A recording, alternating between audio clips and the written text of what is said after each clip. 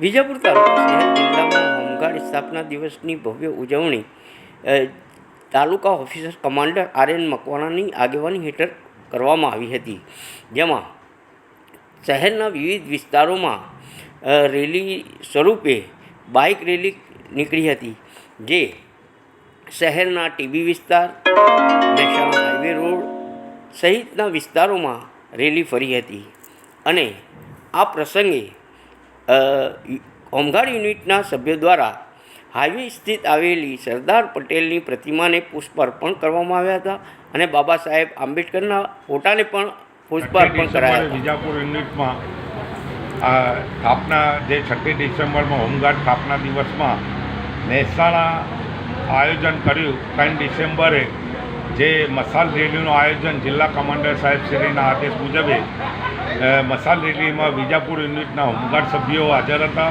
અને આર.એન. મકવાણા ઓફિસર કમાન્ડિંગે સૂચના પ્રમાણે હોમગાર્ડ સભ્યોને હાજર રાખી અને વિજાપુરમાં 6 ડિસેમ્બરે રેલીનું બાઇક રેલી આયોજન કર્યું અને બાબા સાહેબ આંબેડકરના ફૂલહાર કર્યા અને સરદારભાઈ વલ્લભભાઈને ફૂલહાર કરી અને માર્ગદર્શન જે જિલ્લા કમાન્ડર સાહેબના માર્ગદર્શન હેઠાણે એ પ્રમાણે officer commander R N. Makwana officer commanding હાજર રહી દરેક સભ્યોને સૂચના આપીને રેલીમાં હાજર રાખેલ હતા.